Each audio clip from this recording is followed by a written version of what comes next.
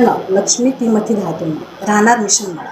इम्रान पार्कच्या समोरील ही मिळकत महाराष्ट्र शासनाच्या मालकीची असून मालमत्ता पत्रकात स्पष्टपणे नमूद केले आहे. असे असताना देखील भूमाफिया यांनी सन 2023 सदर भूखंडावर तारेचे कंपाऊंड करून बनावट अथवा चुकीचे कागदपत्र सादर करून वीज कनेक्शन घेतले. विशेष म्हणजे एकाच नावाने वेगवेगळ्या काळात 2 वेगवेगळे वीज ग्राहक क्रमांक घेतल्याचाही पुरावा आम्ही दिलेला आहे. या गंभीर प्रकरणात प्रशासनाची भूमिका संशयास्पद असून अशा गंभीर स्वरूपाच्या प्रकरणात गुन्हा दाखल करण्याऐवजी केवळ नोटीस बजावण्याचा सोपा मार्ग स्वीकारण्यात आल्याने तसेच आमदार माननीय देवयानी फरांदे मॅडम यांनी माननीय जिल्हाधिकारी साहेब यांच्याकडे अधिकृत तक्रार केली असता स्थानिक प्रशासनाने केवळ औपचारिकता पूर्ण केली.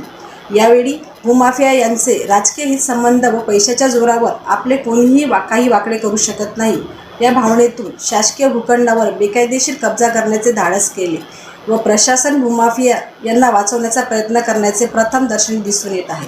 हा प्रकार महाराष्ट्र शासनाच्या प्रतिमेला काळीमा फासणारा आहे. यामुळे भूमाफिया यांच्याविरुद्ध फौजदारी गुन्हा होणे आवश्यक आहे.